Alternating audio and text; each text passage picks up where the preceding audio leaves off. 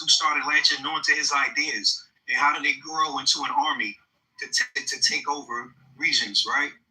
Like I think people really need to just sit back and study what's going on before they find themselves in a situation that they won't be able to handle if it landed on their doorstep. And I'll end. Thank you, RJ. Jim East, followed by William. And there may be a little different way of how the room is. Jim, are you there, buddy? He may be on a flight back to Virginia. I don't know. William, followed by E. Hey, Gary, I'm glad you're feeling better. I don't think there's a right answer to this question, and I've learned from every speaker in this room today that it hasn't been a troll. But one thing that just made me raise my hand was, I don't think the 25th Amendment has to be used as a punishment. It's not. That's something that Marshall said that it's a punishment. No, it's not a punishment. It's one of the limited legal constitutional remedies that we have to deal with the president if the president's really unfit. And I think unfitness is the measure. There's a lot of things like high crimes and misdemeanors and other terms in the Constitution that are left for the reason, because for the outset, what the people in power in this instance with the 25th Amendment, it's the vice president and the cabinet might deem to be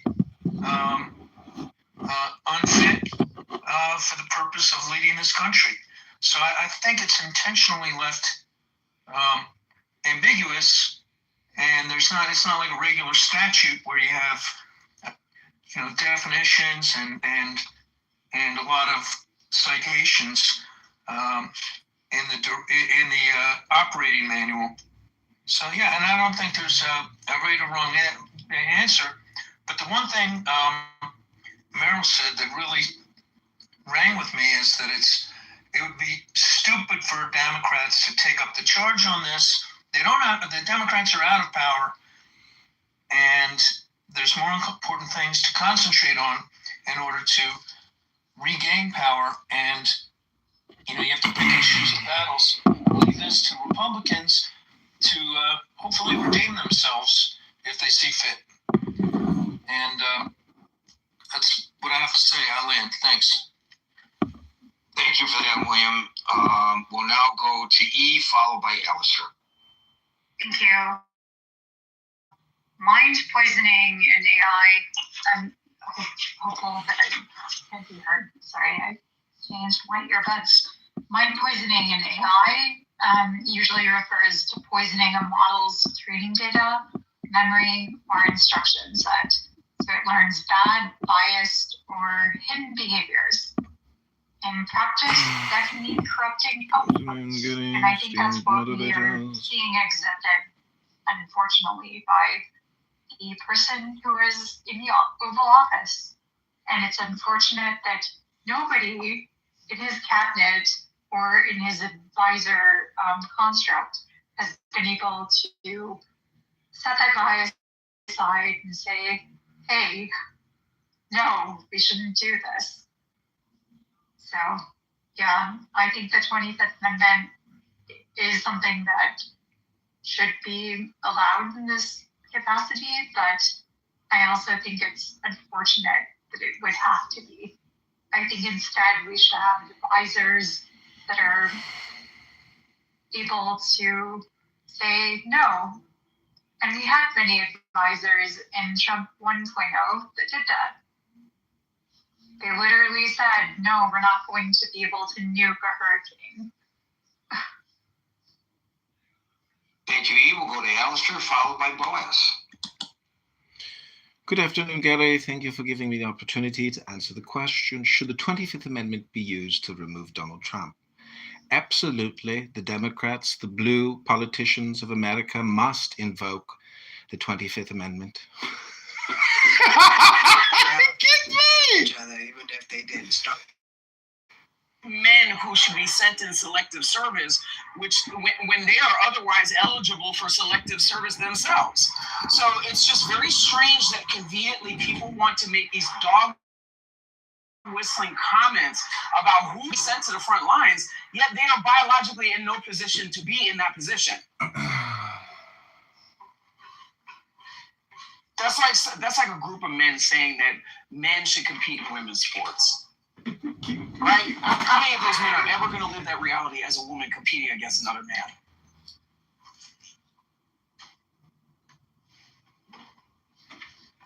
Well, there were plenty of leftists and anti-Trumpers who said Barron should be on the front lines in Iran because they were unhappy with the February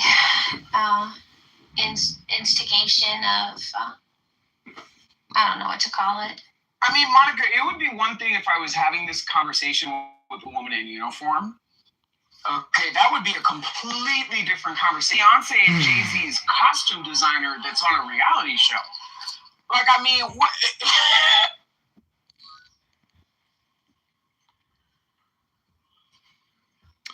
You know what's great about this room is that the moderators here like to have fun. They enjoy themselves, and they're willing to listen to a diverse range of speakers from all spectrums of the disorder.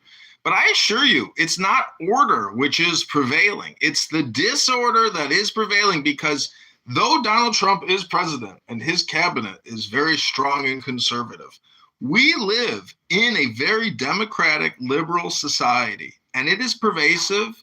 And they are the loudest screamers and screechers. How was your workout, John? It was fantastic. And so all I'm trying to say is, oh, you're one to talk. All I'm trying to say is, John, you've only been gone 5 minutes, bro. What did you do? I called my psychiatrist, Danny Dubinstein, and my lawyer. What do you mean? Oh, okay. You said you were going to the gym, fatty. Rabboni Shalom, the sun is setting, and I will be getting a good schwitz in. Are you going to sweat today, Monica? Yeah. Yes? Good. Excellent. What I'm trying to say is that you all have to admit that the loudest screamers are the Democrat liberal leftists. And the fact that they can scream for so loud and so long and just dominate the spectrum like pussy pockets, these people are hyper political. Don't let them lie to you and think that there's some type of pacifists. These people, in my opinion, are the worst amongst us. If you don't study meditation, or you don't play music, or you don't read books, or you don't appreciate art, or you don't like real estate, or you don't like stuff, like people who come on here and just complain, they never tell you about what they like, do they? I mean, occasionally, but for the most part, they're very subversive, manipulative, political people. And I can only say this because I'm projecting. But you Pockets actually shared her music with us. She's very talented, actually. Yeah, Pussy Pocket's got a great voice. But my AI synthesizer's better than her Pussy Pocket. Hello? I don't think so. She writes the music too. She's very talented all around. I believe that we're here to support each other, not to compete.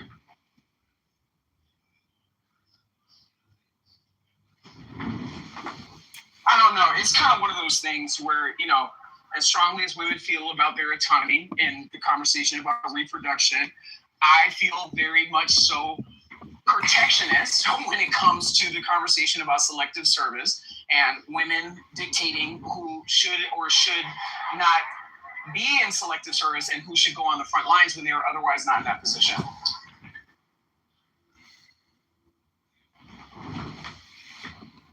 The front lines in the future could be on a cell phone. It doesn't have to be on an actual battlefront. We have air superiority over Tehran right now. We have air superiority over the Strait of Hormuz, but it's so much territory. It's you know, huge swath of land, which is impossible to dominate all the time. And so if the Iranians break this peace, the selective service and World War III is inevitable. And for 25 years, we have been battling the Russians in Afghanistan and the Iranians in Iraq. They have been providing munitions and weapons, and improvised explosive devices that have killed 20,000 Americans and killed 200 and maimed 200,000. We've suffered greatly, and we've spent our treasury. All I'm trying to say is, if you come on this app to complain, you're wasting your time. Hello?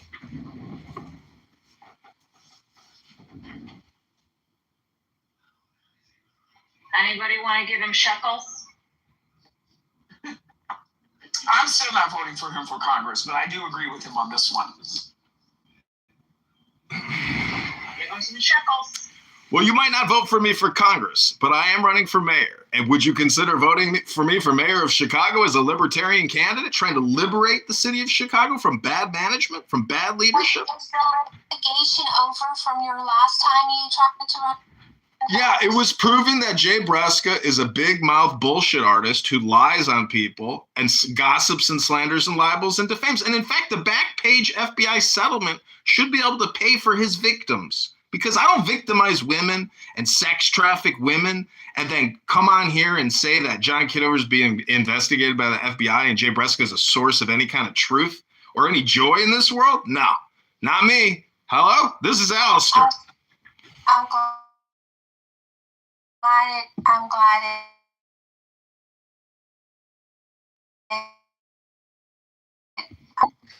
age of a man sitting with adorable animals. And I need to know, should this go as, like, is this attractive to you? Because I made the joke, my animals bring all the ladies to the barn. And I wanted to know if anybody else thought the same. Is this guy looking for a wife that he did this? That's what I'm wondering. Let me see. Especially Deputy. There's the donkeys. That's right. I am so there for that. Okay. Right? Well, I mean, these are his animals. He had me at the donkeys. Right? No, I'm for this content. Rabboni Shalom, we got to talk about Trump and this ceasefire. Laughing at, because the guys don't know how easy it is to be attractive to women. Yeah. Oh. Be good fathers, be good providers, pay attention, be good to animals. Like this is like it's like catnip. It's funny. Well, we can confirm that about being kind to animals and loving animals. You ain't going to get laid if you can't love a girl's cat or love a girl's dog because they love that dog or cat first. And I don't blame them, but this ceasefire with Donald Trump is going to hold because Donald Trump and what he's writing is so fucking powerful and accurate and such a terrific refrain that the leadership in Iran, when they read the translation into Farsi, they'll just shake their heads and say, all right, fuck it. What can we do? This guy's got us by the balls. You know what it's like to have a guy get you by the balls, right, Dr. Donald? Anyways, what I'm trying to say is we should all be so thankful that we have such a gifted communicator in our president. Because when he writes these tweets and there's a screenshot, that is a historical document. And it gets translated all around the world and put in Chinese newspapers, Russian newspapers, Finnish newspapers, Norwegian newspapers, French, German, Italian, Spanish, Mexican, Ecuadorian, Uruguayan, Chilean. Everybody reads what this guy writes, and it all gets super translated and dispersed throughout the network. And we're so lucky that our president is such a good memer, such a good communicator, such a good leader, someone who wants to liberate instead of censor, liberate instead of demonize, liberate and create instead of complain. Hello? Can you stop squealing? I'm starting to get a headache. Please and thank.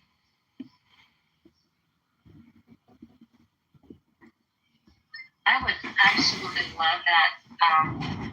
This video, it would be so cute. I love the little seat and the baby doll. I just wish it wasn't AI. But at the same time, to your point, Monica, that This man knows what he's doing. He knows exactly what he's doing. Wait, you're saying this is AI? What Monica posted? Yeah. Tell me how you can tell, because I did wonder. Well, I know that all of his videos are AI already, but you can also tell like kind of the animal movements. They're very. How can I articulate? Scripted. That's the only thing I can say is that There's a guy who tells dad jokes to his dog, who is a hyena. Oh, that's hilarious. I'm pretty sure the hyena is AI too. I sent you several, Edie, because it's so funny, the timing and everything. So that's a little disappointing, right? But still, I think we're in conversation. No, I appreciate it. No, I mean, I don't know. I mean, yeah, if you know that his videos are AI, but the only one that looks really sus to me is the black and white lambs, because they're all like perfectly black and white. But the other ones look. I mean, I don't see like any. Like usually, you'll see like something will glitch. Like I don't see anything weird like that. Yeah. Oh look, I'm driving. Look. More closely. There's Let's go to this page. See what else he's up to. Monica, so you're saying just because this guy posted this, he's a chick magnet? Is that kind of what you said earlier? yes. Unbelievable. That's great. Good to know. Get you a Highland pony, Albert. A miniature Highland pony. Wait, the Highland cows. The Highland cows. This is a mini donkey though. That was so cute. Yeah, they're now that I'm looking at it for the 5th time. One of the little goats on his shoulder is kind of impossibly tiny. Yeah.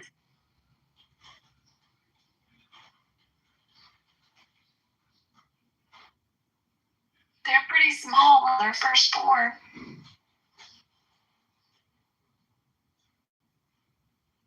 Look at Dippity needing this to be real. It's okay. There is a man out there who has cute animals. Oh, I know.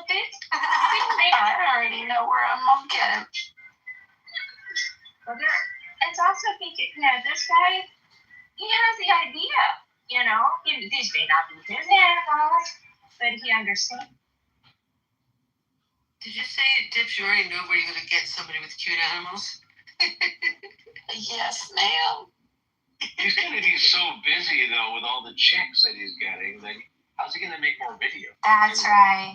It's a quandary, Albert. It's a quandary. It is. And when one shows up, she's going to be like, why don't you stop making videos? I thought we had something. Well, if he's only looking for one woman, that won't be a problem. But if he's looking for multiple women, that might be an issue. So he's going to articulate that. They're going to see him making other videos. They're going to think they're the one. I thought this rooster video was only for me.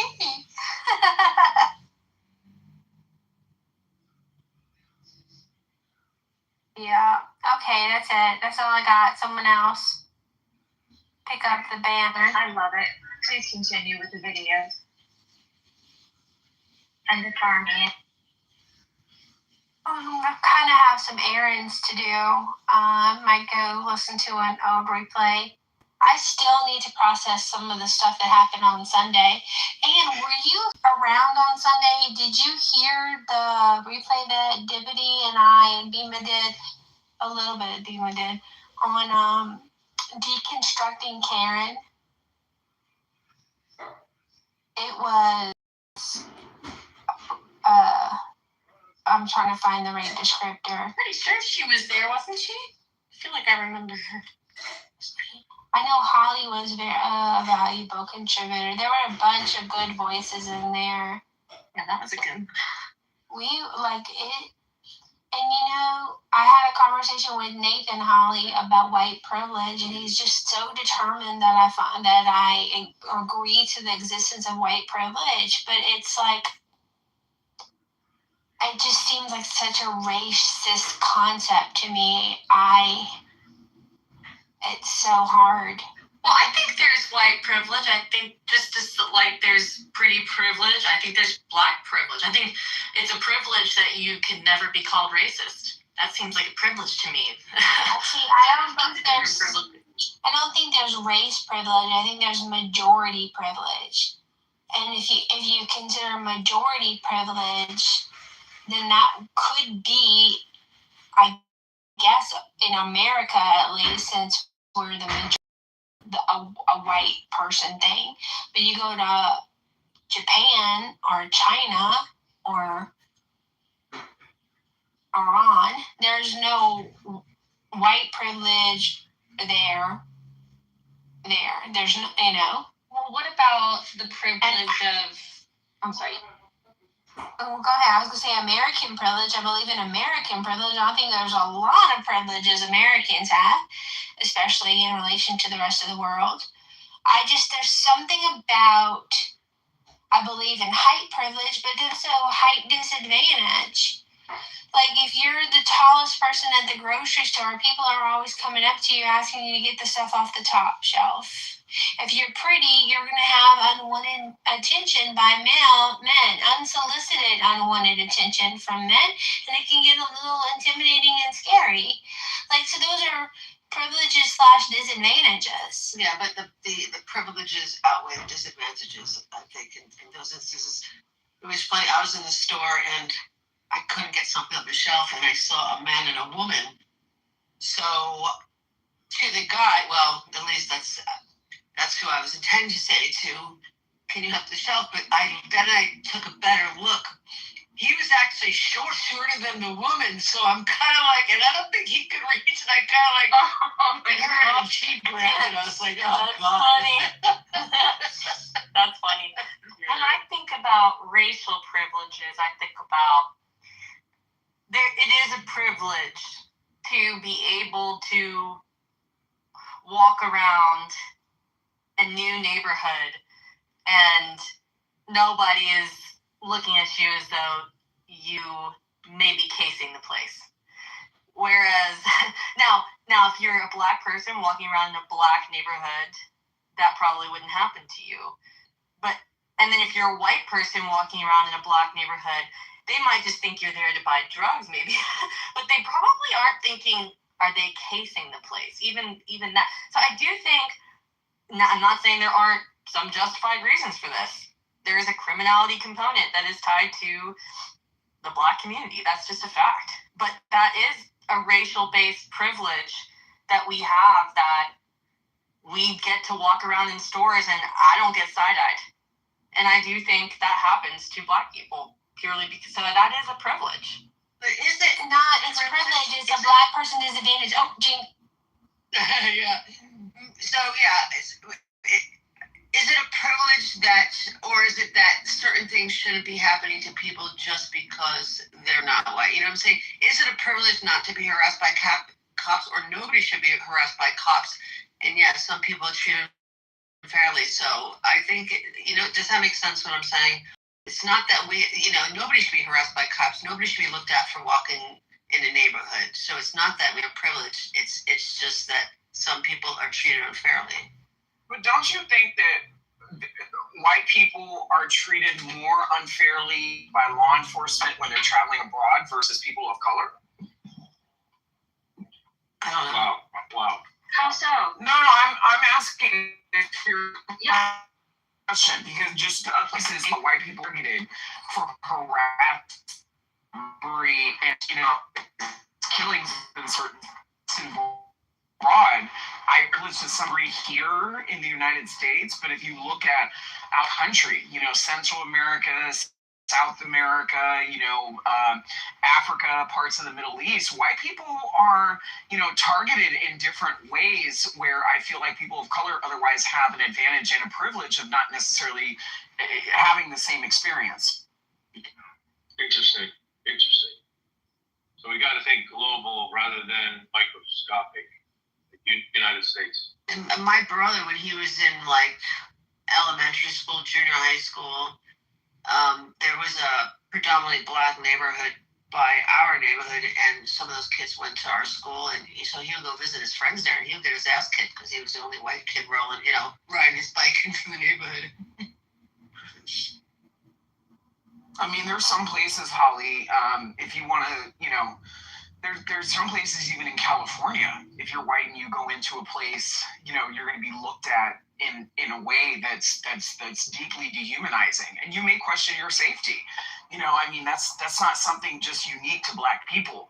Now, when it comes to Black people shopping in certain high-end luxury stores, or maybe participating in certain aspects of business where their conduct and behavior isn't necessarily consistent with other people that maybe perhaps shop at those places more often, and they're singled out and targeted. I mean, there's many different reasons and causations behind that. Like when I see videos of smash and grab robbers running out of the Nordstroms in Woodland Hills, I'm not seeing white faces. So I mean, I don't know. Like it's and how people are dressed. I mean, if a black guy in a suit is walking next to me, I'm probably not going to flinch, right? But if a white guy who looks like a hoodlum is walking next to me, I'm going to walk to the side, same if it's a black person, whatever. So that has a lot to do with it too. And even when I was working in retail in a predominantly white area, back when I was in high school and the beginning parts of college, at Hollister, it's like if you saw some, trailer park white lady walk in and she's wearing cotton shorts and, a tank top bra on, shout out to a lot of the women in Florida, you're going to think, she has an oversized enough purse, maybe perhaps she's going to steal merchandise. I'm not necessarily going to prescribe that to somebody who's a minority that's put together that looks like they can afford to shop there. They're asking for service in a way that's dignified to their client, to the people working there. It's just, I mean, I don't know. I just don't think that preconceived notions, Adam. Well, I mean, I as a Black person, I can say in certain retail settings, my own people are not the most pleasant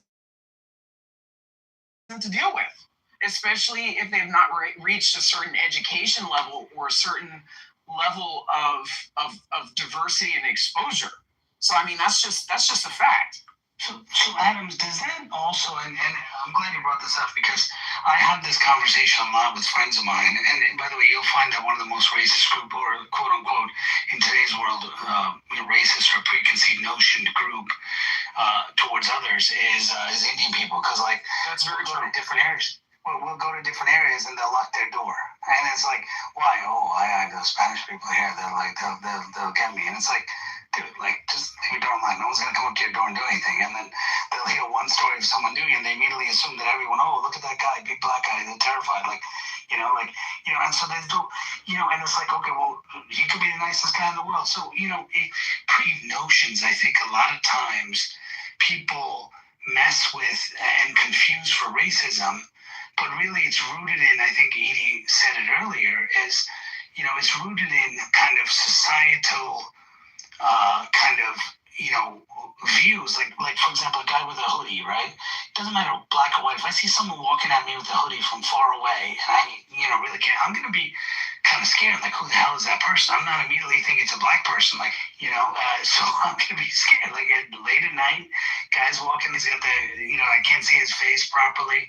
Whatever. I'm gonna be terrified, right? In certain areas, depending on where I am. So circumstances matter. The other thing is, a lot of this stuff also, if you look at it, people comments also having to do with this stuff. Like when the previous president made a comment saying, like, poor people, he said poor people are just as good as white people, right? It's because in his preconceived notion, most of the poor people he saw were black people or people of color in his district, in his area. So, I mean, sometimes does that really mean it's racist, or is that based on the person's point of view, right? Or their preconceived notion? I think that comment you referenced had to do with racial identity. I mean, he made flubs all the time, but that is, if you're listening, a clear sign. But Albert, and Holly, I do appreciate where you're coming from. I really do. but I don't feel like black space happens. And I want to go back to my point. My group of people are not they're the easiest people to do situations. It is a fact. People getting loud, you have people threatening hostility, you have people giving themselves permission to do certain things that other groups of people just aren't simply willing to do. So, I mean, that's a conversation that needs to take place within Black America. I don't even really like having it, in front of mixed company, because it forces me to bear the reality that, Black America is not the easy people to do business with amongst a certain ilk that does not professional fine tuning. Mm-hmm. Yeah, and I was just gonna say an example of where it feels like racism, but it's just a natural protection thing. Is where I live is there's very few Black people where I live, and we have had situations where cars are being stolen by gang members who come up from Atlanta. They come up here specifically to steal cars from grocery store or the outlet mall that a lot of them come up here for. But it's like a thing. I mean, that happens occasionally. But it's a thing where it's posted on social media. And anyway, so that's that. But so because of that, and they're always Black. I mean, they just are. And so. And then, every time I see the cops show a social media post about, a thief that they're looking for, it's pretty much usually Black person. And they don't live here. They just don't. And so, I'm not going to lie. If I'm in a grocery store parking lot and I see, a couple Black guys walking up to my door, honestly, they could look like the nicest thing. But I still, instinctively go to lock my door. Well, if you keep seeing videos of Black knuckleheads stealing cars, I will park somewhere else. I understand where you're coming from. And one of my biggest frustrations is the lackability. Because you never see any videos of any Asian kids, right? I wish Black America would take this and not point to videos of other groups of people doing things, but say, maybe my Black ass and my children's Black ass better not be caught on tape doing some stupid ass shit like that. Because it seems like maybe perhaps other cultures have kind of adopted that sentiment, but for some reason, when confronted by what you just explained, there's always going to be some whataboutism, as opposed to uprising and maintaining a community standard to make it a norm to not steal, to run the risk of having a Black child being caught on camera doing some stupid shit like that.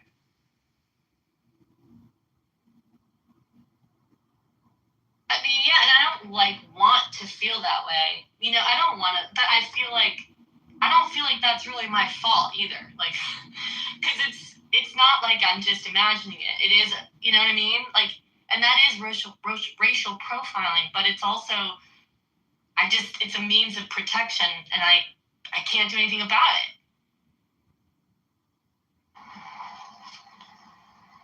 I think I think it is. I think it's racial profiling, but I think that's just a product of living in America when you have people of various races, living amongst each other, almost on top of each other in certain places. I think there are stereotypes that come with multiple races. One of the things, we were in another room and we realized that in America right now, there seems to be a surge among white people associated with child sex abuse crimes. It seems like every time you see one, it's about some white teacher getting smashed by a student. You know what I'm saying? And they always, not saying that there's some black outliers, but it almost seems to be white, right? So it's kind of like a running. White though, huh? Don't you think? I feel like that's always been a white thing. Yeah, and that's just one thing, but I mean, we don't decide tomorrow. And one of the things that you realize is that most teachers in America are disproportionately white. We don't decide tomorrow that no person who's white should be teachers, right? So I think it's just one of those things, you just take the good with the bad. You know what I'm saying? It is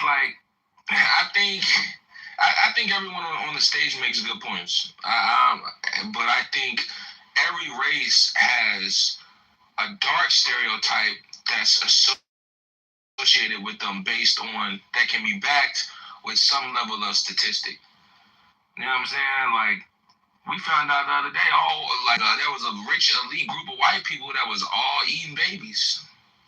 You know what I'm saying? The Epstein file. There was one black man in that room. The Supreme Court judge, that black dude, I can't remember who he was. You know what I'm saying? But everybody else was white. You know what I'm saying? So there's many, and a lot of us in the black community weren't surprised. You know what I'm saying? And I think the point I'm just making is that I think there is definitely a part where black people do commit.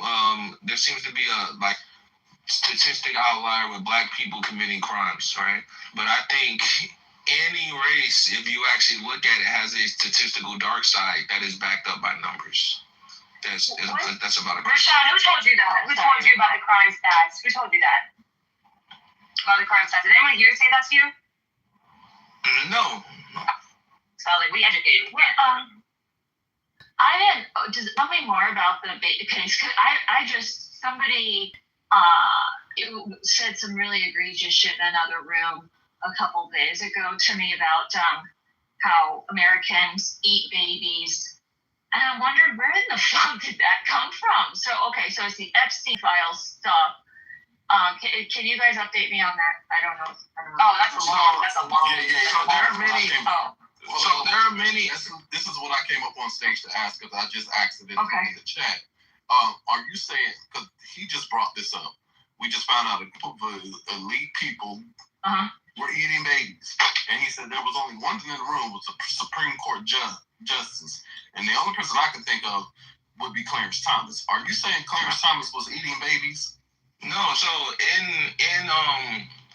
there's I have to look up that soldier. He's in the army. He retired, but he spoke about he was a victim of Epstein, and he spoke about notable figures that were in the circles. And he said when he was a kid, and he said he remembers Clarence Thomas was there, and he said one of the reasons because Clarence Thomas, he said he didn't know who Clarence Thomas was. He just remembered his face.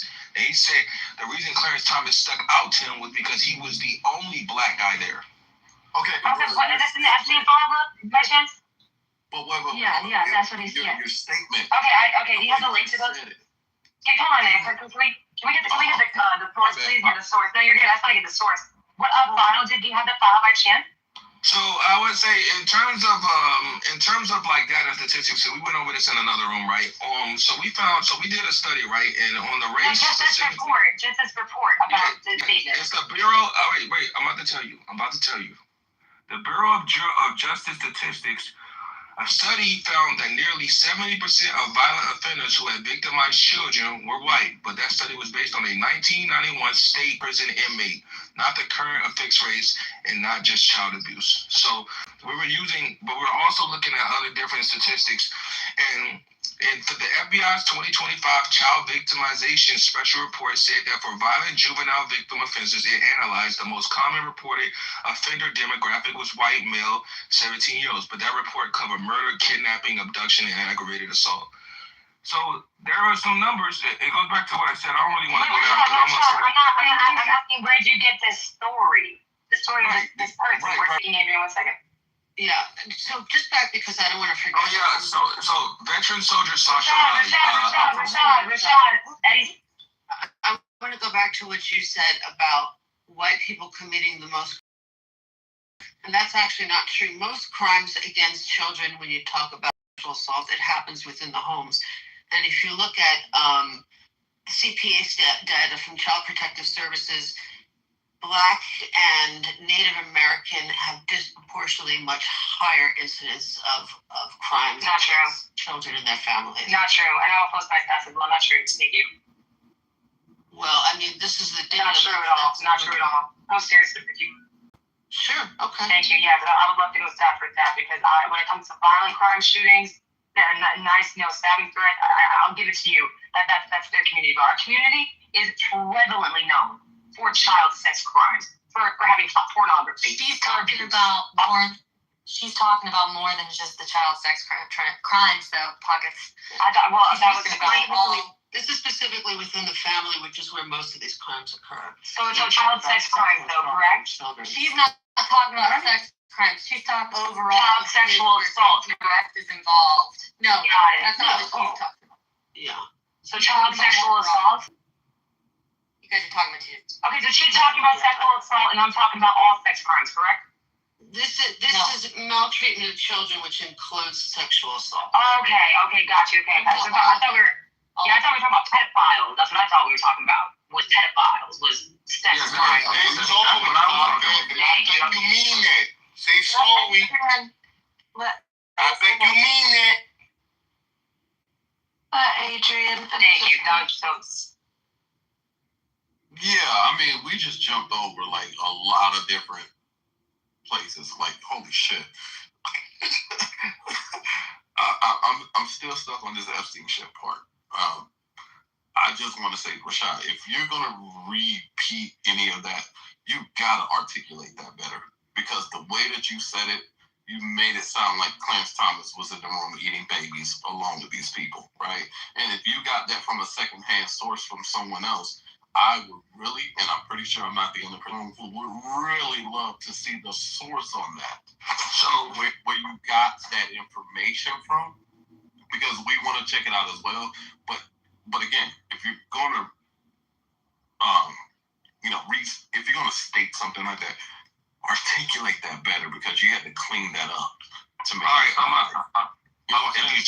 if you stop talking and look in the chat, you'll find the source. Wait, what the fuck, buddy? I'm just talking, He just said there was one black guy in the room. He never made that connection. You made that connection. No, he literally said it was a Supreme Court justice. I mean, yeah, but I never said. Wait, but I think it's crazy that he's listening.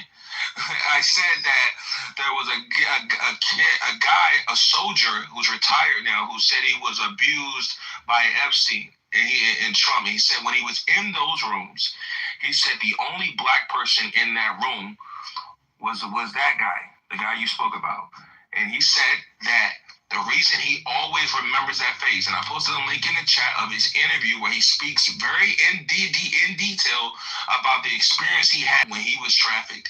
And he says he always remembers that gentleman was there because he was the only black guy ever at the parties.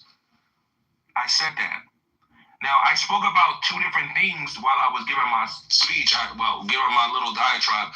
I said about eating babies, and then I went to something else. Maybe you blurred them two together. No, but if you take a minute. Wait, hold on. You literally said the words Supreme Court Justice. I can't remember his name. I'm talking about the guy you said is talking about, and I posted a link in the chat, sir, so that you can hear it. You can watch the interview. You can hear the interviews. That dude, man. Thank you, because I was wondering what somebody like attacked me, and I was like, what are you talking? Okay, now I understand it poorly.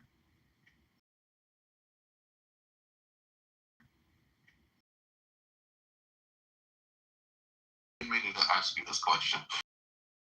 All right, so with the high-profile crimes that we've been seeing being carried out by quote-unquote crazy people. I'm just going to say that, crazy people. With the hammer attack in Florida, the North Carolina train stabbing of the Ukrainian girl, I forget her name, Irina Zaruska. They saying that this guy is not even competent enough to stand trial, which is code of language that, he's going to get off for this shit, right? So,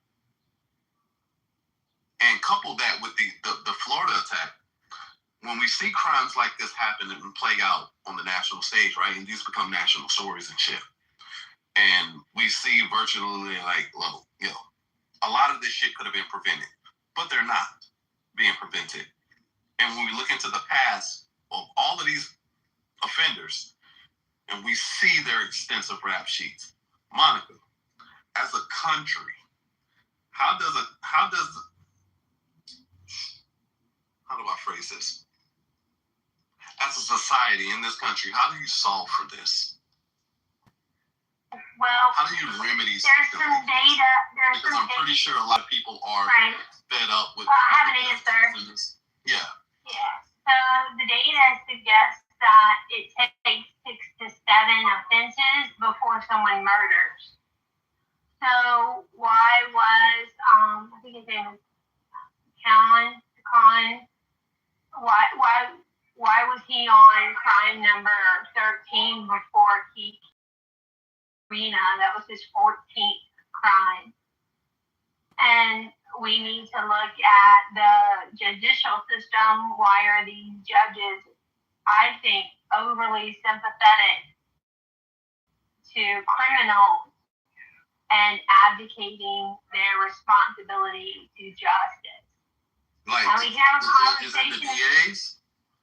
Right. And we can have a discussion about restorative justice. I'm looking into it. It seems promising. I'm not a fan of sending kids to jail for graffiti, but there's violent crime that's not being added. Like there doesn't seem to be a lot of justice in our justice system, and we're paying attention. And I tell you what, Adrian, Carmela Anthony's case is coming up this summer. It's on the docket for June or July.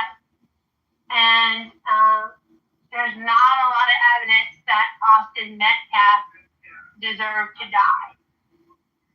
There's not a lot of evidence that Austin Metcalf deserved to be stabbed. So that's gonna get the eyes of the nation, like Kyle Rittenhouse's Black Lives Matter security and subsequent fatalities. We're going to see. I mean, because the reason why I asked, because I don't know, maybe it's just do forward thinking, is that anytime that we see a breakdown in our societal norms, such as our justice system, and we see people that, countless times after act, crime after crime, suspect after suspect, and we see that the justice system is not doing anything about it. When people society lose faith in these,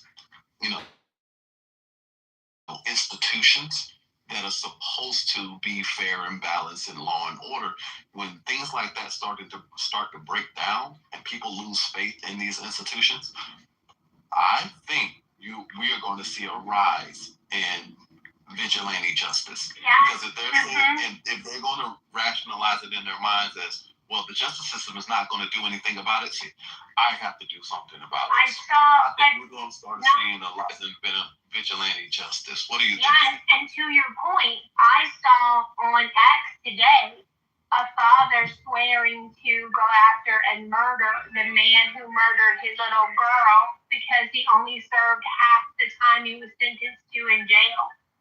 And I don't like vigilante justice. I think it just is a domino effect to setting the world on fire. So I agree with your concerns. But this is what happens when we have unenforceable law.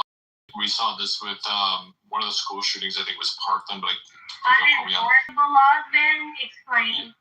Yeah. So we saw this again. I think it was Parkland, but don't quote me on it. It was one of the Florida shootings where we have the person the gentleman who did the shooting I think he had prior military service and a felony. I forget what it was, but he was ineligible to get a weapon, basically. But he went through the background thing, didn't show up because the system failed, right? So what we have are these really broad laws, and there's no way to properly apply them. And so I agree with all of what you're saying. Is like, I think that what you're going to be seeing is people who are going to start taking matters into their own hands. And this is my issue with really, really broad laws, is that we see this across the board where they aren't applied, right? Like they're not. The justice system gets to pick and choose who gets the hammer thrown at, or who gets thrown at them. And like you saw it in California with Gavin Newsom, and his administration just during COVID releasing tons and tons of people from prison and that kind of thing is like you're gonna see more people like this guy who is going after his daughter's killer, like, because it's like, hey, look, you guys want to put all of these laws and all of this wide ranging shit out there, and then you're not really going to enforce it, or everything is it's to me it's just a watering down of the system, and you're just breeding a system where, again, to the earlier points, people are just not going to take it seriously. Like, I would rather just a few laws or less laws that are more heavily enforced, of saying, okay, exactly to your point, Monica, of saying, like, yeah, like, maybe we don't have as high a penalty for something like graffiti or, like, I don't know, smoking weed or whatever. Like, even I think weed at this point is kind of laughable, but, and like maybe we absolutely throw the book at other shit, you know? So that's what I mean by kind of like, let's tighten this system up. We talk about, like, the left always wants to talk about gun laws and, oh, we need more gun laws and less felons and like less people having guns when it comes to all these different types of things. And it's like, right, but then at the same token, you don't want to fund the police departments in order to actually enforce these laws. And so again, you end up with this slipping through the cracks effect, where the laws are not getting enforced, and the public trust in those laws is eroding at the same time as well. So Ben, knowing what we know now, and and you make some great points. With the rise of vigilante justice, when we see people going to start taking things in their own hands, and I'm sorry to be hyperbolic or whatever, but to use a comparison like the movie Law Abiding Citizen. You remember that movie? And how he systematically went after the motherfuckers he felt was responsible because they didn't do enough, right? He didn't get the justice he felt he deserved. I think that when people start to take things into their own hands and they lose faith in these institutions, I don't think it's just going to be the criminals that they go after. I think you're really going to see a lot of these people in these institutions becoming targets. And I hate for it to get to that, but I feel somebody is going to do something to a judge or a DA, whatever the fuck, if they do not tighten up on this justice system issue that we're having in society, where they just keep constantly letting motherfuckers get away with shit. So also, the last point, and I think it's going to start in blue areas. So let me just say this, like, I think what's going to happen first is I think you're going to see vigilantes. And again, like, I think it was Monica that said this, Monica's point of like, well, we really don't want vigilante justice. Yeah, I agree. We don't want vigilante justice. I think we can all agree that we want a justice that actually works. And we also want a justice system that's perceived to actually work. But my kind of gut perception is you're going to have people who basically act in their own interest, i.e. like kind of vigilante justice. And then what you're going to see happen is you're going to see the book thrown at them. So I agree with you, Adrian, that like it's eventually like it's going to trickle up. But I think it's also going to be like, I think that you're going to have people who are vigilantes, you're going to have the book thrown at them, and then you're going to have the system further erode. Which again, I think to my earlier point, this is why I brought it up, is like, I think that to not have that happen is to recalibrate the justice system now, as opposed to going that route and saying, oh, no, everything is fine, and we're just going to enforce the laws against these vigilantes. It's like, no, now's the time for a recalibration of the justice system. But what will it take for the justice system to get the message? Like, holy shit. What does the recalibration look like? That's a really important question. Yeah, sure. But that's what I'm saying is, like, I think we need to reevaluate things like, Again, we're doing this with marijuana, right? Like where we saw, like, marijuana is basically a slap on the wrist at this point, if even that, right? Like, and again, if we're going after minor crimes like graffiti and this kind of shit, and saying, okay, these either can be fines or whatever, where we're not necessarily involving the justice system to the point that we're not wasting a bunch of time or resources or jail time or a lot of this stuff with these kind of like ticky-tack type of stuff. But we're throwing that but we're going a lot heavier on like, like authority and that kind of thing, and saying, okay, no, we're like, if this happens once or twice, whatever, but like if it goes crazy, like again, like you're seeing a lot of these people that are, getting to the earlier point, these people have like 14, 15 convictions. It's like, well, let's go through these and say like, okay, like let's throw the book at them for the more serious convictions and actually put these guys behind, like, so that there's an actual incentive for the crime to not happen, or that there's an actual like, hey, if you do this, like you're gonna like mandatory, no chance of parole type of situations, especially for shit like murder and that, like manslaughter, like that kind of stuff. But again, it's like, how do you do this on a?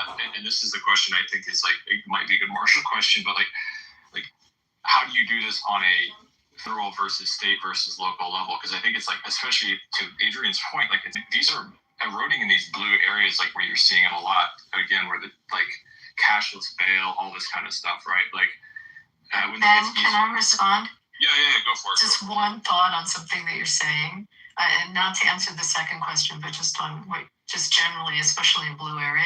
I think you'll see as real estate values go down in these cities, you're going to see people that maybe were not so committed to making sure that this doesn't get worse, to getting involved because it's hitting them in the pocket. And I definitely think in cities, I mean, what we see in New York is weird because the other dynamics of Madani and other taxing issues and such that are coming in. But in urban areas where the crime has gotten worse, and you have soft on crime DAs and soft on crime mayors. So even if you have a good police force and they're arresting, but they're not convicting, or they're not prosecuting. And if they do prosecute and they convict, there's no, they're allowing repeat offenders. Yes, I mean, eventually what's going to happen is stuff that happened like in San Francisco where they had a recall of the DA.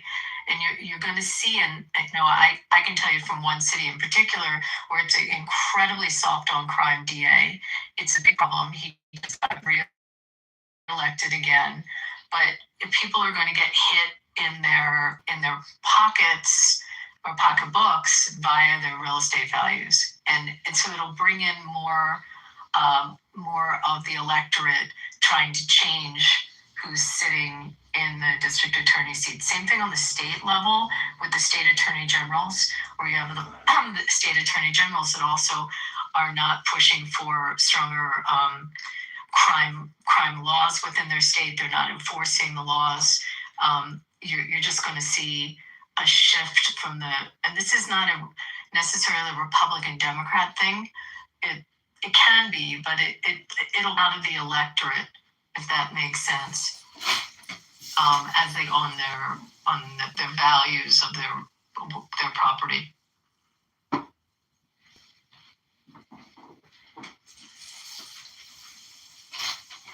I mean, I can respond to that in the sense that, yeah, I mean, I agree with basically everything that you're saying. I also think this tragic part of areas like San Francisco is the fact, well, San Francisco has a lot of rich people and a few wealthy people in it. A lot of these areas, I certainly know that from where I live here in Maine, a lot of these areas, the inner city areas, have certain policies that are applicable to them.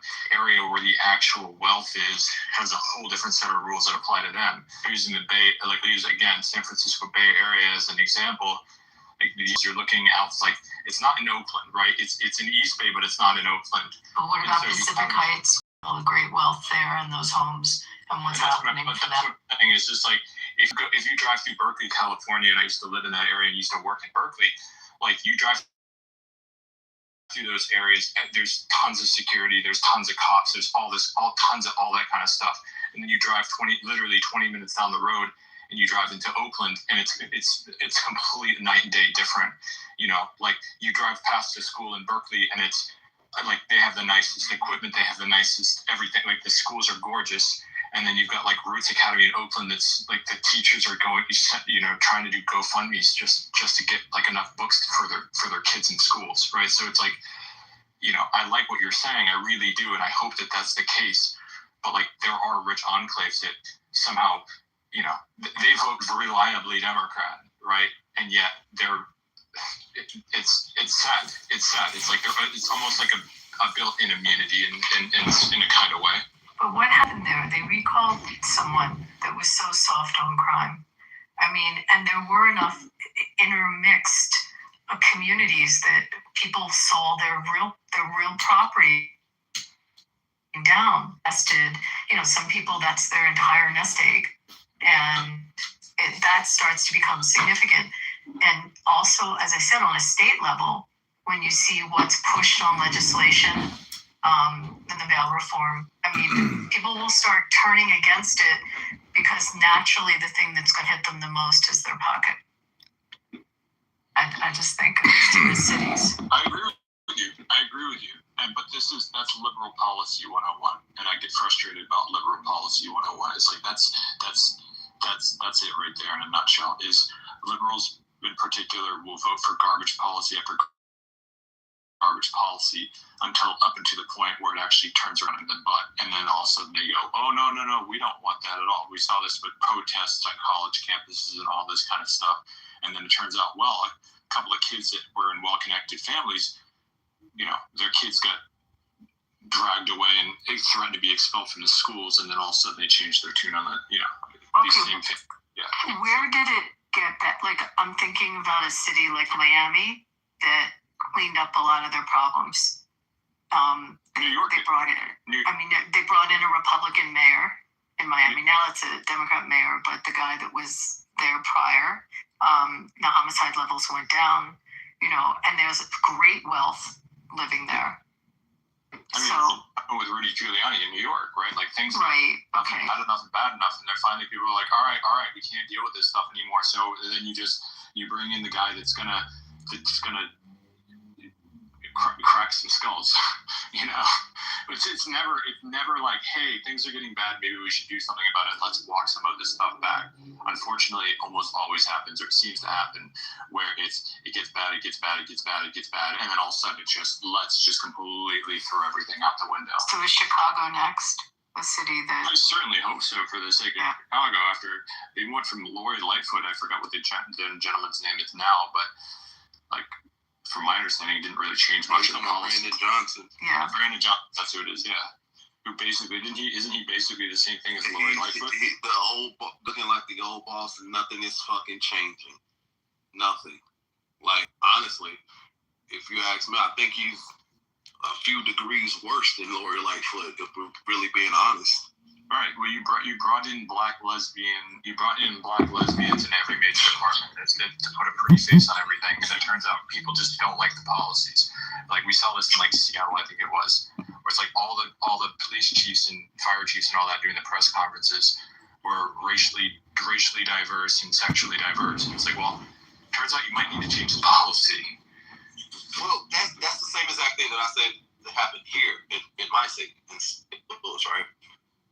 Now, check the rundown of all the people we had in leadership at that time. We had Cori Bush. We had Tashara Jones, a black woman. We had a black prosecutor, Kim Gardner. We had a black police chief. We had a black sheriff. We had black county prosecutor at the time, who, ironically, he ran against Cori Bush and won her seat. Like, we had black every fucking time. Her constituent services and her, like... Yeah, Wesley Bell. Yeah, Wesley Bell was he's a good congressman. Because her constituent services were shit and her work in her district was shit. I don't think Cori Bush managed to get a single bill passed while she was in Congress. No, she didn't. She didn't do anything, right? But for the sake of representation and stuff, everybody was like, yay, black excellence. Like, at what cost did black excellence get us? Like, and that's what nothing gets done. And that's what I brought up. It's like, you have garbage policy policy, and then it's like, well, everybody's criticizing the garbage policy. It's like, well, maybe if we slap diversity, and again, this is not the playbook of the right, but this is certainly the playbook of the left. It's like, well, maybe if we slap diverse face on it, then maybe we get less criticism. Wasn't it Karen Bass, mayor of LA? Isn't she a lesbian as well? Or like, I know that there was like something there as well. Yeah. Like, and Ben, it's the same thing. It's just like, wow, you have really, really dog shit policy when it comes to how you handle wildfires, wildfire preparation, and all like everything in California when it comes to wildfires is mismanaged. PG&E, cough, PG&E, cough, which was allegedly bought out by this, like, was ran by the state of California, embezzling money. Anyway, don't even get me started with California and wildfires and how. But anyways, but yeah, you actually speaking on a point that I brought up to someone. You're actually speaking on a point that I brought up to someone earlier today on Facebook, because now our new mayor, which is a white woman, Kara Spencer, right? She is complaining about budget reallocation for the St. Louis Police Department, right? And basically, it's just that she wants to take control of the budget and all of that shit so they can reallocate it towards projects and shit, right? But in the comments, a woman said, well, how do we got them get out of this bullshit and these bullshit policies? And I said, you get out of this bullshit policies by changing leadership. And what I mean by changing leadership, change the party. And another woman commented, which was fucking gold. She said, well, St. Louis is always going to be this way because no matter what party is in power, it's still going to be divided, blah, blah. It's been that way for 60 plus years. And that's respect, ma'am. But the last time this that you're talking about that's been going on for the last 60 years has literally been under that rule. So all of your complaints is about Democrats. The last time St. Louis had a Republican mayor was 1949. So, ma'am, guess what? You wasn't even alive there. You ain't even been alive enough to even experience a Republican mayor. So how the hell can you say how it's going to be under Republican leadership when you literally never know what it's like? You've literally been voting Democrat your entire fucking life. And the situations that you've been seeing, St. Louis has literally been under Democrat rule. That's why I said you need to change policies by changing the party in charge. But y'all have been so and this is a black woman I'm talking about, right? My community has been so fucking brainwashed into thinking that, well, the Republicans ain't gonna do shit, blah, blah, blah. Well, how the fuck would you know? You've never lived under Republican leadership in this goddamn city. And you have had it in your state, though. I mean, right, how long has it been since governors? How long has it been since you had it in your Republican mayor in over about 100 years? But you're like the Adrian, you're like the Rio Grande Valley, where we have been governed by Democrats for over 100 years locally. That's interesting. I didn't know that about you. Yeah. Philly's like that too. It's a mess. And now that's one with the soft DA that lets everybody out. And, you know, they had a white mayor who was so liberal and he destroyed the city. They elected a black woman mayor who can't spell the name of the fucking football team. And supposed to be tougher, but nothing has changed. I mean, you feel it. You feel the crime oozing out of the streets there. But when it comes to crime, when it comes to homelessness, when it comes to schooling, when it comes to any of these policies, it's really easy to, and this is something I think it's kind of sort of by the wayside when it comes to a lot of conservatives or just people in general.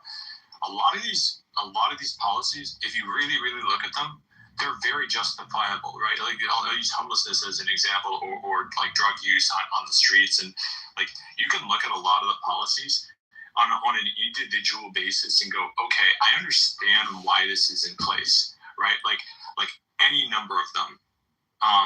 You can say, okay, having a place for people to get clean needles so that they're not spreading all of these different diseases, right?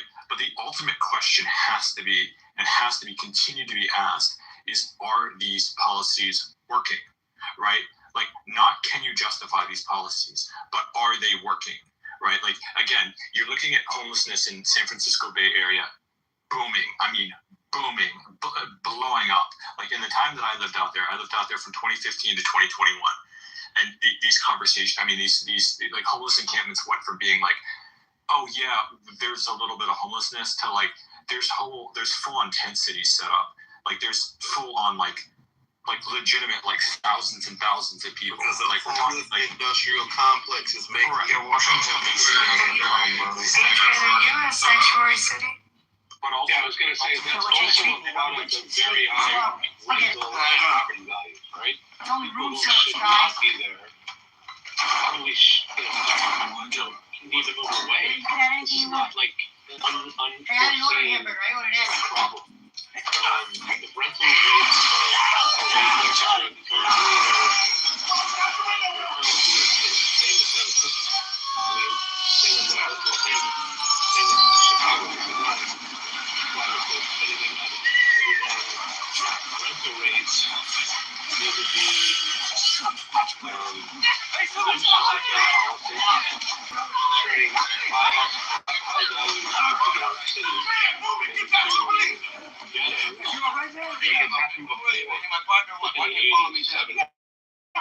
I'm exhausted.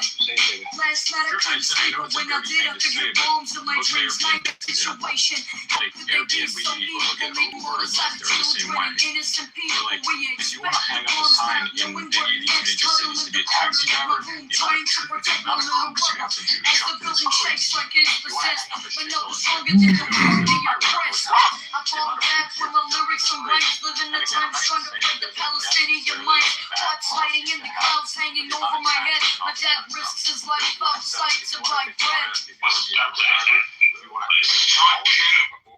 Or Airbnb. This is the dirty little secret. And again, I moved from that area back to my home here in Maine.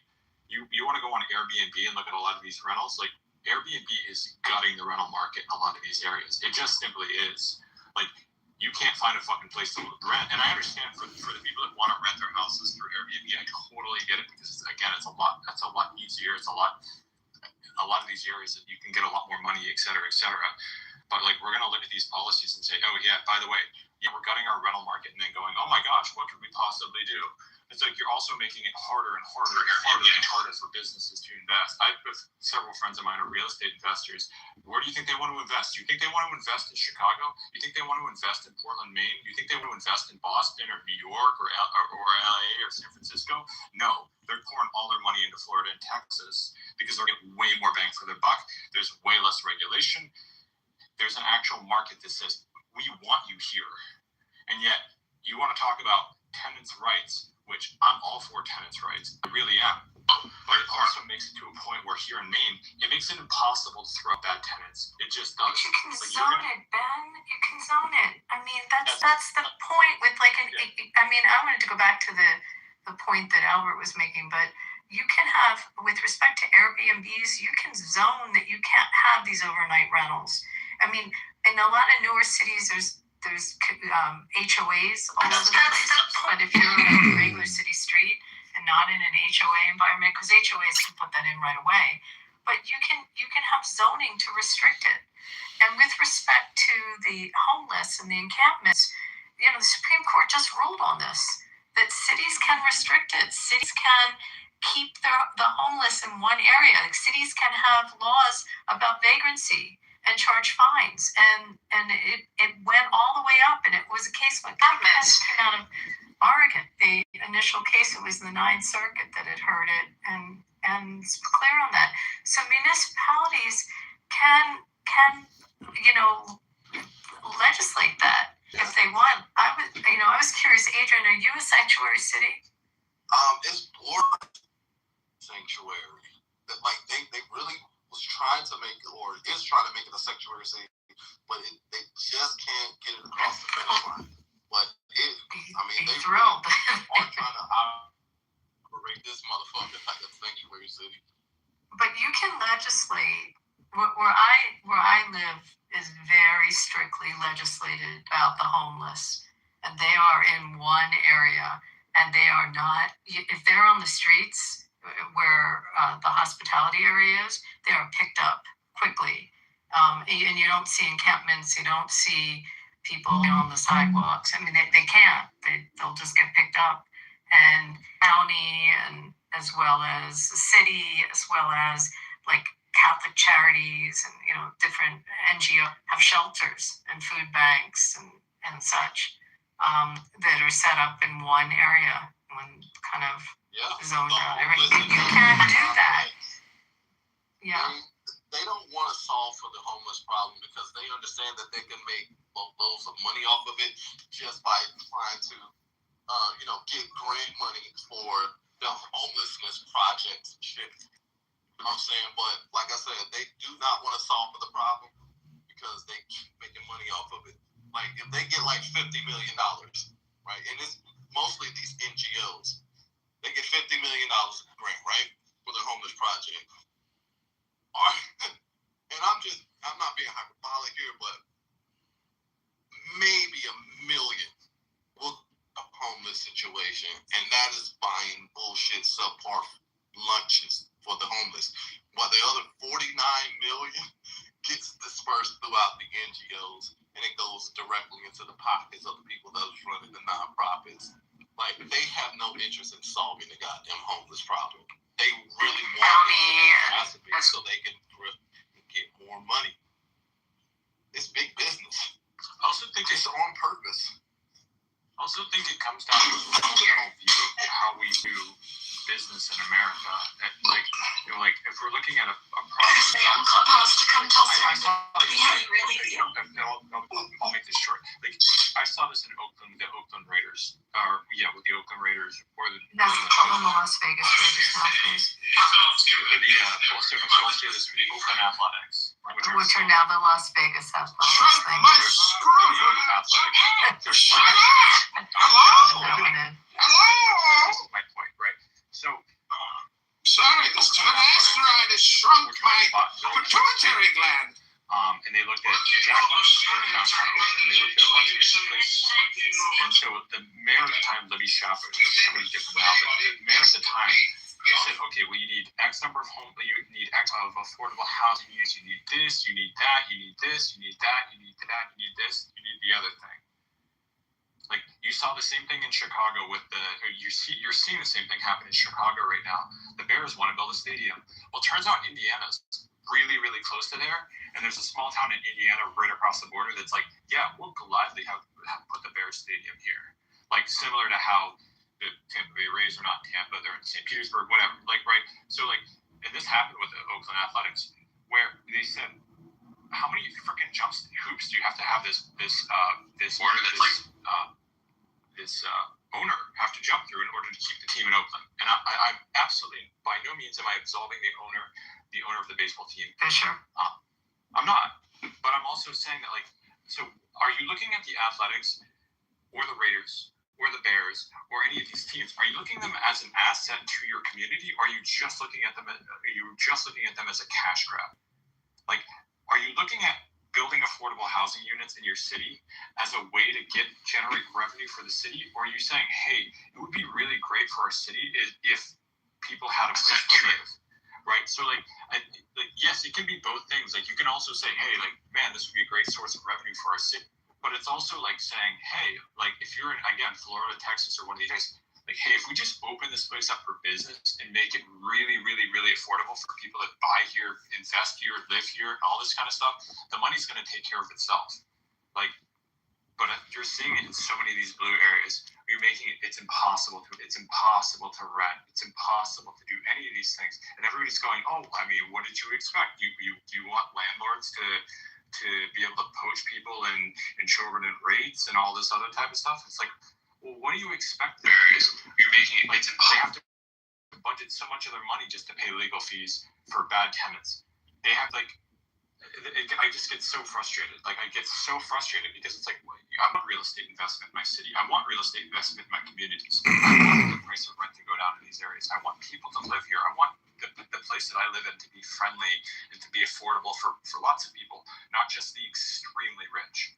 But again, no, the powers that be don't look at it that way. They look at it as a cash grab. Yes, you can absolutely invest in our community, but if you do, we're going to tax you to all hell. Well, we have this of all places, Pocket's alive. Can she hear me? I don't know even if she knows about this. So, of all cities with their team, I mean, the last team you would think would ever move is the Eagles, and how diehard fans are and everything. But now there's this whole push to move the stadium across the river into Jersey. Obviously, there's a lot of pushback, and there's a lot of, I mean, it's being explored by the team owners, but that's how bad the city is to deal with. I mean, it's like the last team you would think that would leave a venue just because they sell out their games and, how popular the team is. But when you have a city that's like the Oakland situation, and I remember when the Raiders, that was going back and forth, and that mayor you were talking about was having a Twitter war with the mayor in Las Vegas, back and forth to each other, trashing each other's cities. It was pretty crazy. Well, guess what? In the span of like less than 10 years, Oakland lost, the span of less than 15 years, Oakland lost all three of their major sports teams. All three are gone. To each other. So you had the first one was, and ironically they went to San Francisco. You had the Golden State Warriors, who just went on an insane title run. They weren't relevant, let's be real, at all. Maybe a little bit with Baron Davis, but they weren't relevant at all for years and years and years. You want to kill yourself? Shut up! Yes or no? What do you want to hear, man? Do you want to hear that sometimes I think about eating a bullet? I do. I even got a special one for the occasion with a hard point. Look, make sure it blows the back of my goddamn head out. Do the job right. Every single day I...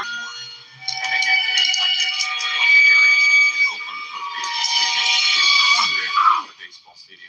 It's just like, you gotta... You really are crazy. Really is it. Like, what are you afraid of? There was a big fight about bringing them here because Mark Davis despises the Fishers. They hate each other. So Davis was really hoping they wouldn't come into Vegas. And now the ballpark that they're building is in the MLB. Right. The Golden Knights, well, that just won a Stanley Cup. The former Bruins head coach in Cassidy. But what happened to will Oakland ever come back? Will they ever come back? Well, yeah, they're gonna have to have a Rudy Giuliani is what they're gonna have to have. They're gonna have to, it'll get bad enough, and eventually somebody will come along and be like, all right, cool, I'm just gonna change everything. And people are gonna turn a blind eye and then vote for somebody who's, I don't know if it'll be a Republican, but it will be somebody, I mean, let's be real here. I mean, if you've described all of human change throughout history. Just wait for it to get bad enough and then you actually do shit about it. I mean, remember, anybody quickly off the top of your head who was California's last Republican governor? Arnold? Richard Ford. No, Ronald Reagan. No, was it Arnold? No, you're right, it's not. So, I mean, it's like things get bad enough and it's so. But there's some cities that never recovered. I mean, Camden, New Jersey is a shithole. It never came back. They tried. I mean, shit, if you go around Rutgers University, like there's a fucking bus stop, like a city bus stop right around the corner from there, like 2 blocks away. Holy fucking shit. And if that's not bad enough, just go across the bay from Kensington. Holy fucking shit. Blue areas, y'all. But Camden as a city never came back. Trenton, I don't know if they've ever done a re-improvement there. Now, Jersey City, like some of these the places in Jersey have had, revitalization and gentrification and have come back. But I wonder with Oakland, because it just feels like a sinking ship. Like, what's going to turn them? Such a beautiful city. It's such a, like, there's money there, too. I mean, everything the Democrat touch turns to shit. Like, it could. But again, it's going to take. I don't think it's mostly Democrat touch. I think it's like since you're similar to the Valley, I rarely phrase it as it's always the Democrat. It is, but the way I usually phrase that to people is like there needs to be another party for fairness. parties don't have to be accountable to voters when they're the only party when they're the only game in town. Right? When you're the only game in town, you don't have to be responsible to fucking anybody. Right? Absolutely. We run into that all the fucking time down here. Right? Like, we've made some inroads with Monica and a couple of other people, but like, we run into that all the fucking time. And I think, yes, on the partisan angle, campaign angle, it is the Democrats, as my brother said, the greatest save for Republicans is the Democratic Party. And as a 1 out of 35 members, one Democratic chief of staff said to me that the Democrats would be fine if they just didn't eat their own. Right? So you can attack it on the partisan angle from that, but I feel like the thing that structures and makes that shit possible is the fact that a party has been unchecked for such a long period of time. And then in Place Chicago and like the Rio Grande Valley, the like past the 50-60 year mark, is the highlight of the game. That's how they do business. It is public corruption all the time. Yeah, in California. And, you know, it's gotten so bad. Like during the baseball game, I don't know if y'all saw this on Twitter, but during the Cardinals game, right? One of the announcers, you know how they do like the B-roll, like the live shots of downtown or like city features and stuff like that, right? And they showed downtown shot, Keener Plaza, the arch, and shit, fountain, and the announcer was like, and there's a live shot of downtown St. Louis, blah, blah, blah, blah. And he said, damn, it just looks so desolate. Like, there are no people walking around. And he was like, it looks like a bomb went off and it just killed all the people, but it left all the structure. But there were no people walking around. And that is because downtown St. Louis has become so unbearable. It's because a lot of people do not like the crime that happens. Right? It's like walking around in Anacostia in D.C. You said what? And I said it's like walking around in Anacostia in D.C. Yeah, exactly. DC's been great lately, guys. No, I'm not saying it hasn't, but when I was there with Duncan, we went into Anacostia, and I now understand when people complain about Anacostia. But I never really understood before. Well, it's a rundown eyesore with lots of different property problems, but the crime here, my brother, the crime in Anacostia, my brother said, is really bad. Violent crime is bad. When I was in DC, I met the National Guardsmen that were doing it. And the National Guardsmen, like, for all the fucking crying of Democrats, nicest fucking people. They looked like America. It wasn't just a group of white folks, right? And all they did was like, hey, be careful, or hey, if you have a question, you can ask us. Right? They're like auxiliary police for DC police because so many DC police have dropped out because of the DC City Council's way of operating. So I will tell you, once you get a nascent booking movement going, and ours has been nascent for the last 40 years, probably 50. It was really small in the 60s, really small. Like in Wilson County, there were 4 families that voted for Richard Nixon. No, 2 families. My grandmother and her husband and the Hardwicks, who were 2 other people. But when we made the Republican Party cool again, we started to get younger folks. And it's proved to be a real boon to challenging standard, dyed-in-the-wool Democrats who've never really had to have competitive races before. Right? Like it really does do a wonder, Adrian. I hope you guys can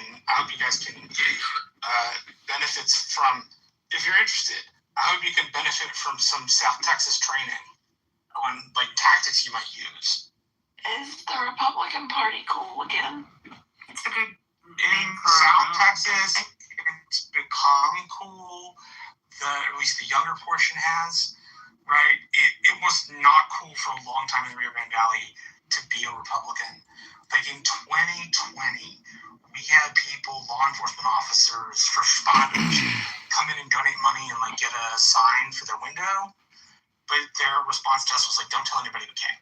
Like, we can't be seen being here." Is it cool on campus? Cool on campus to be a Republican? You think? Yes, there's no other real Democratic club on campus. So let me tell you a really, I don't normally get in my personal life here, so I'll omit names and all this kind of stuff.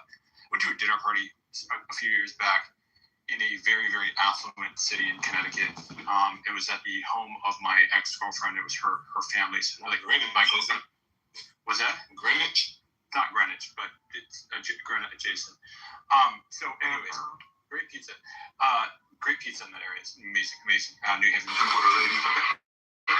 So I'm at like a Christmas party with family. To be fair, there's not a single drop of brown liquor anywhere in the place. I love myself some good whiskey, some good scotch, a decent beer, whatever. Couldn't find anything. It was all vodka. It was all gin. It was all white wine. It was not any. So, but I digress. So this is a huge Jewish Italian dinner, like Christmas dinner party, and there's one kid there. Hey, you bald asshole. Why do you keep showing up on my YouTube live feed? So this is, again, who is this bald asshole running for the mayorship of Chicago live on YouTube right now? You know, I'd like to buy that guy a cup of coffee. 12, 14 years old. He wanted to be the biggest possible rebel in this affluent Connecticut family. Do we have any guesses on how he might do that? He became a Republican. He wore a MAGA hat. Right, so he wore a MAGA hat and all. God, that had been an interesting thing. It was a phase. Because I think this is the dirty little secret about the Democratic Party. Is the Democratic Party wants to play the rebel card, and they want to, like, you have people like Running Bull. What am I blanking on his name? Who wants to play the I'm going to speak truth to power. Well, you're speaking at the Oscars. You're speaking at an award show, and you're saying what an asshole Donald Trump is to a giant, huge room of people that agree with you. De Niro, thank you. And it's like, oh my gosh, what a rebel you are, saying that you hate Donald Trump. But guess what? 99.9% of Hollywood agrees with you. They all hate Donald Trump. So you're not rebellious. So I think is it cool to be a Republican right now? I don't necessarily think it's cool to be Republican, but it's certainly not taboo as it once was. Because again, if you want to be the rebellious party of the 1960s, whatever era, You know, it's maybe a flaccid it used to be that it was you're the protester.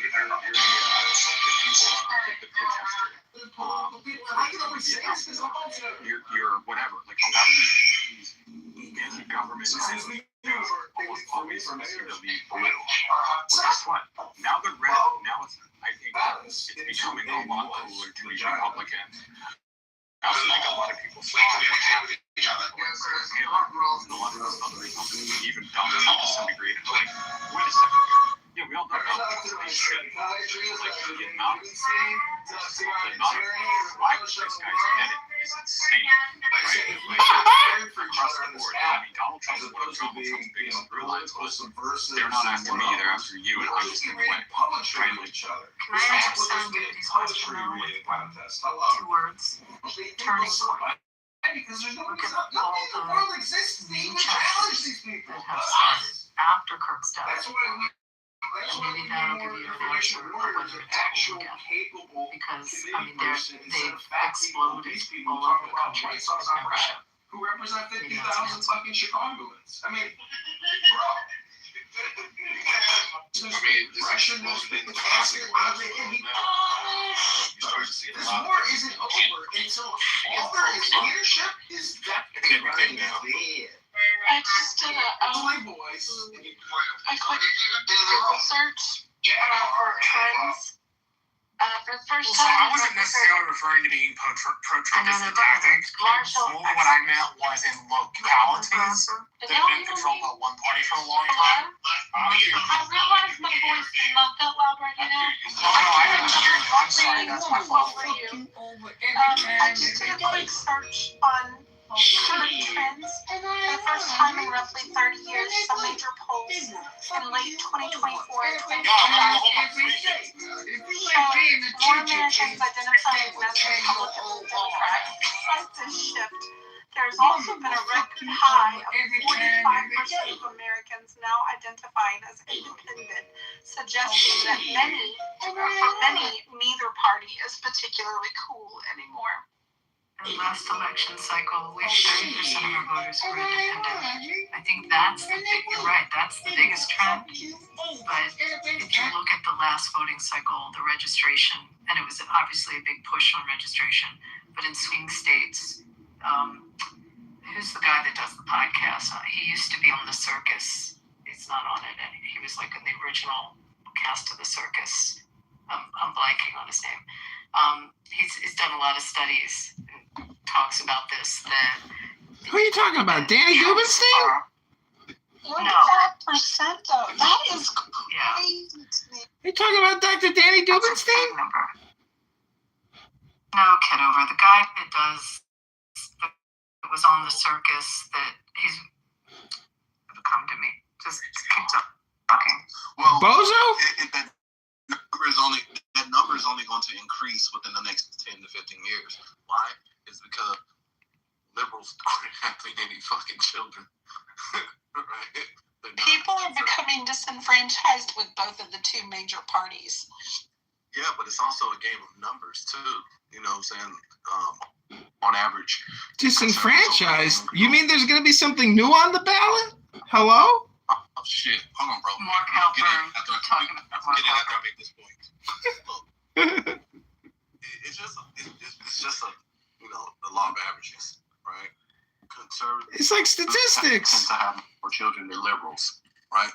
They don't believe in abortion and stuff like that. They don't believe in sterilizing children or nothing like that. And the only reason why the liberals' numbers keep hanging on is because they have to get their numbers through recruitment. Right?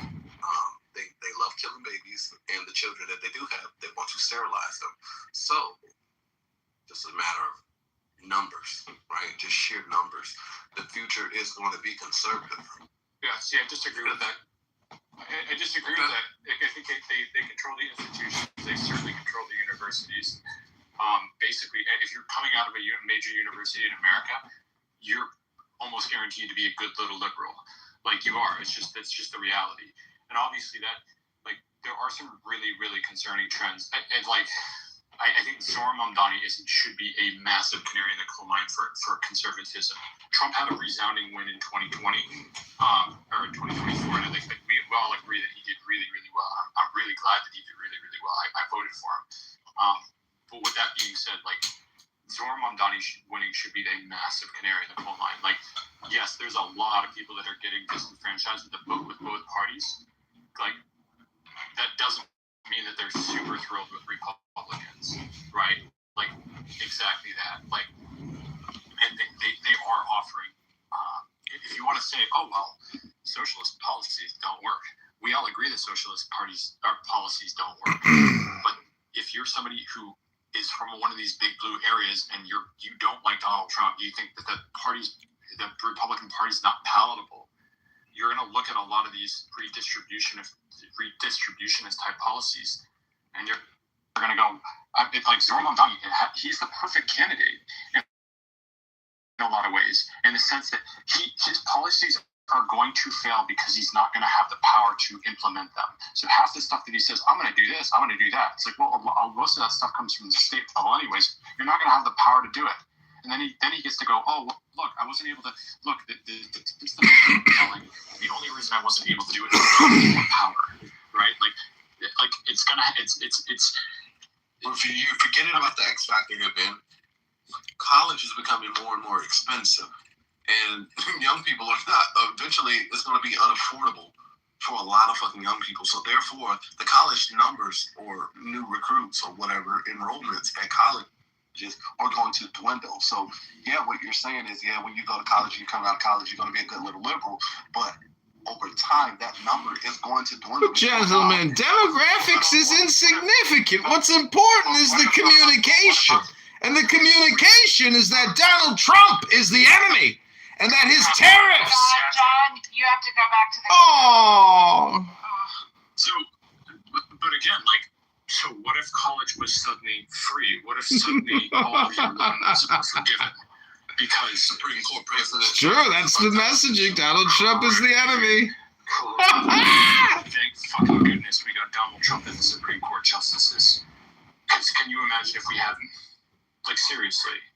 Like, we know what a woman is. We got Amy Coney Barrett. We got Brett Kavanaugh. We got Neil Gorsuch. We got, who was the other one? Am I forgetting? Thomas. You got Gorsuch. But I'm just. Supreme Court is still like good because I understood that Amy Coney Barrett. Jurists, they're both. Amy Coney Barrett and Gorsuch are both. They're both textualists. Amy Coney Barrett, correct me if I'm wrong, Abby, but Amy Coney Barrett is a textualist mixed with an originalist, which means if she reads a statute, she's asking legislative intent, and she's asking what the founders meant at the time. But the other critical question she asks is, what did the text say? But Gorsuch is the very same way. Gorsuch is a strict textualist.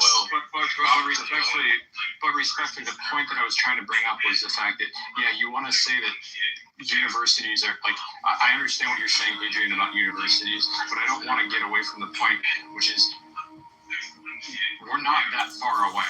Right? Like, I guess Trump had a resounding victory. But let's be real here. I mean, he won the popular vote, but it wasn't by that much, right? Like there's still a huge percentage of this country that's liberal. And again, to Abby's point and to the earlier points, like, a lot of people are getting disenfranchised. Like, the Democratic Party right now is now saying, like, a huge proportion of the Democratic Party is saying that the reason that they lost is not because they didn't go moderate enough, it's because they didn't go radical enough, right? So, like the Democratic Party right now, I think, is bought and paid for by the extreme wing of that party. Like, I don't know. We'll see what happens moving forward, but I'm not. Ben, is also not one other thing. It's not just us. Like, Turning Point, when you read about it, they're opening up chapters around the world. It's not just in the U.S. I hope that they continue. I really do. Like, I want the United States. I'm a moderate person. I want the United States to be more conservative, because I think the United States is moving leftward rapidly in a really, really scary, terrifying direction. So I really want all of these. I hope that this all continues, but I wouldn't count out the left. Let me put it that way. Like, I think they're going to come back. I think you're overlooking something though.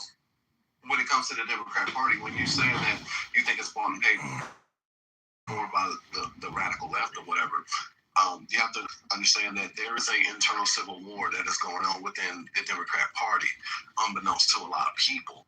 To highlight this, look at the race that happened in Texas with Jasmine Crockett and Tallarico.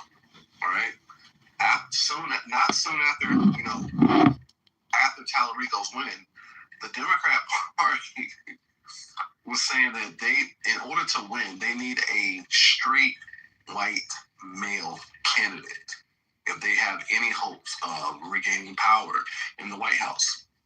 Right? Straight white man. Think about that. Not only Christian, straight white man. This is the Democrat Party saying this. None of that shit would have ever flown with the Democrat Party 5 years ago when the likes of AOC, the squad as a whole, right? If you look at the Democrat Party is mainly consisted of angry women and effeminate men. Why is the Democrat Party saying that they need a straight white Christian male to lead the lack of and you can't agree with anything. If Jasmine had managed to run like a halfway decent campaign, she could have won. But she nationalized the living shit out of her campaign. But wait, and made it not have But wait, why are they pivoting on the identity of she did in the Democrat Party? Because for the last 5 to 10 years, they've been saying that we need a woman to lead the party. Because their postmortem says it doesn't work. Well, that is because I'm highlighting a larger point here. It is because it is an internal civil war here that is going on. Why do you think Gavin Newsom is trying to appear to be a moderate? No doubt. Right? No doubt. Right. Because the black balloons have gotten so out of control that they need to goddamn try to get their hands back on the fucking wheel, the moderates of the Democrat Party, and return to some form